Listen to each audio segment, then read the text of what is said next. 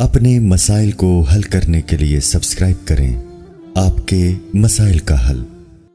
سجدے میں دعا کا طریقہ، کیا فرض نماز کے آخری سجدے میں ہم دعا مانگ سکتے ہیں؟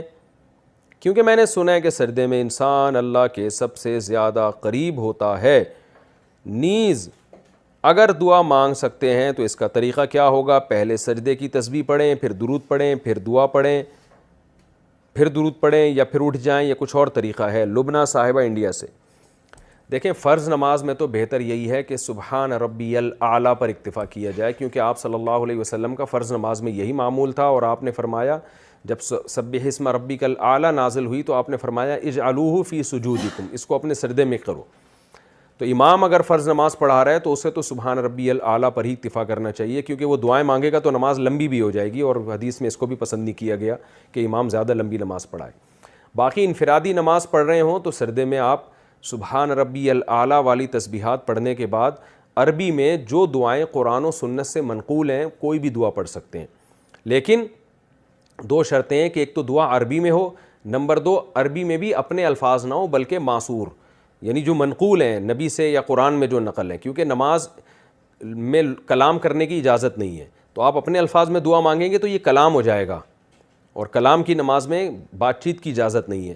تو جو منقول دعائیں ہیں قرآن میں ہیں یا حدیث میں آتی ہیں تو کوئی بھی پڑھ سکتے ہیں، اس میں جتنی چاہیں پڑھیں، اس سے پہلے درود شریف بھی پڑھ سکتے ہیں، بعد میں بھی درود شریف پڑھ سکتے ہیں، نہیں بھی درود شریف پڑھنا چاہیں تو بھی ٹھیک ہے، تو کسی بھی طرح سے مانگی جا سکتی ہیں، لیکن یہ نوافل میں اس کا اہتمام کرنا چاہیے۔ فرائض میں بہتر یہی ہے کہ سبحان ربی الاعلیٰ پر ہی اکتفا کیا جائے، لیکن اگر کوئی فرض کے سجدے میں بھی مانگ لیتا ہے تو بھی ٹھیک، گناہ نہیں ہے کوئی۔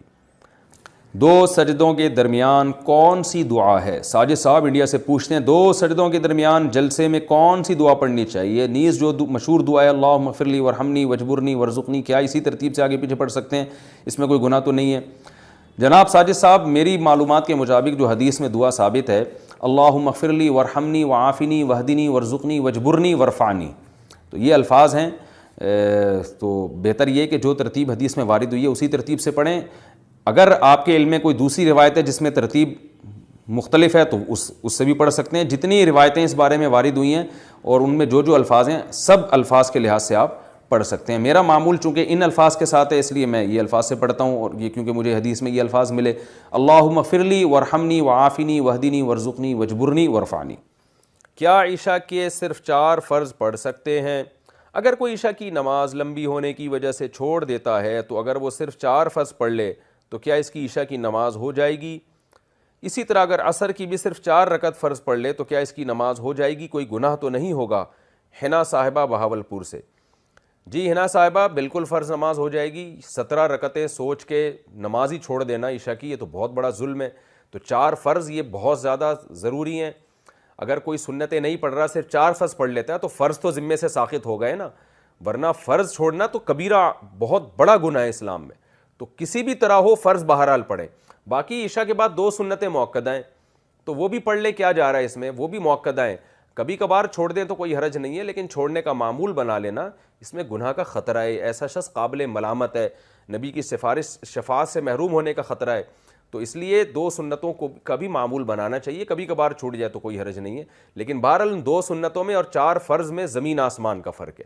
2 سنتوں کے چکر میں 4 فرض کبھی بھی نہ چھوڑیں، نہیں پڑھے جا رہے تو 4 فرض ہی پڑھ لیں، تو لیکن عام 2 سنتوں کا بھی معمول بنا لیں۔ تو 6 رکعتیں ہیں عشاء کی، جس کو ہم کسی حد تک ضروری کہہ سکتے ہیں، 4 فرض تو وہ تو فرض ہیں بہرحال، اور 2 سنتیں مؤکدہ ہیں، وہ چھوڑنا حرام اور کبیرہ گناہ تو نہیں ہے، لیکن قابل ملامت ہے ایسا شخص جو سنتیں نہ پڑھے۔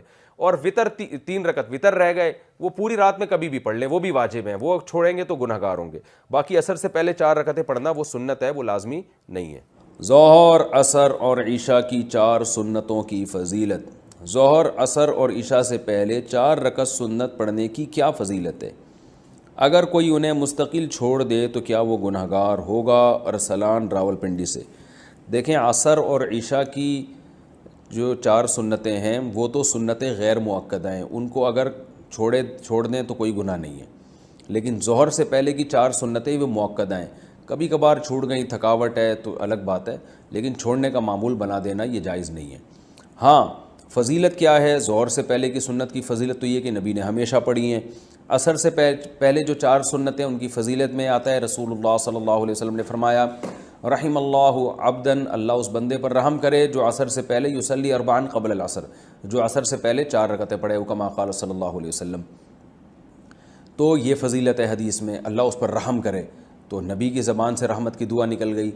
عشاء سے پہلے 4 رکعتیں پڑھنا کسی حدیث سے میں اس کی کوئی صراحتاً فضیلت نہیں ملتی، البتہ علماء نے قیاس کیا ہے اس کو ایک اس حدیث پر جس میں آتا ہے، صحیح حدیث ہے بالکل، آپ صلی اللہ علیہ وسلم نے فرمایا بین کل اذانین صلاۃ، 3 دفعہ آپ نے فرمایا، پھر فرمایا لمن شاء، اس کے لیے جو چاہے۔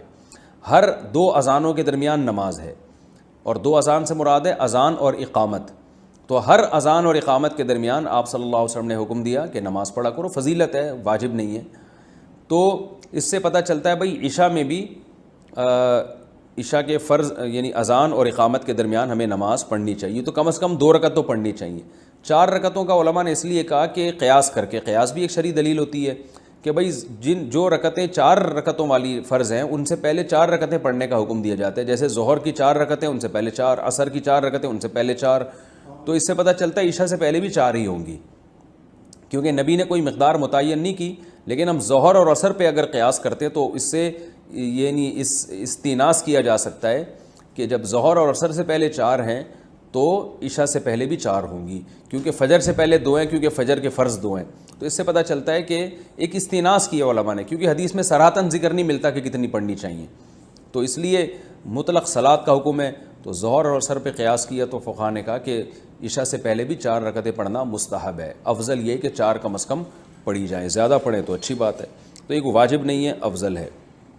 بیٹے کا نام یا بچے کا نام محمد رکھنا کیسا ہے؟ بچے کا نام محمد رکھنا کیسا ہے، جائز ہے یا ناجائز؟ محمد مسلم انڈیا سے، جائز ہے جی، میرے بیٹے کا نام بھی الحمدللہ صرف محمد ہے، تو محمد نام رکھنا تو بڑی فضیلت کی بات ہے، کوئی حرج نہیں ہے۔ بہت سارے محدثین، یہ امام بخاری کا نام محمد ہی تو تھا، محمد ابن اسماعیل ابن ابراہیم، تو بہت سارے محدثین ایسے گزرے ہیں جن کا نام محمد تھا۔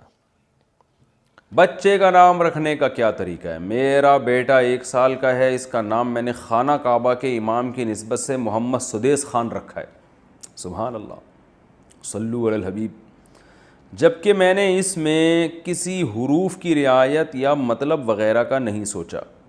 جس کے بارے میں لوگ کہتے ہیں تو کیا یہ نام صحیح ہے؟ اس میں کوئی مسئلہ تو نہیں ہے؟ واجد صاحب کراچی سے، جناب آپ محمد سدیس خان، تو آپ نے امام حرم کے نام کو خان بنا دیا اور پیچھے محمد بھی لگا دیا، ان کا نام تو شیخ عبد الرحمن السدیس ہے، سدیس تو ان کی کاسٹ ہے اور عبد الرحمن ان کا نام ہے، اللہ ان کی عمر میں برکت دے، لیکن آپ نے تو عجیب سی چیز بنا دی ہے۔ خیر رکھنے میں کوئی حرج نہیں ہے، آپ نے اگر محمد سدیس خان رکھ دیا تو ٹھیک ہے، بہت اچھی بات ہے، اچھی نسبت سے رکھا ہے۔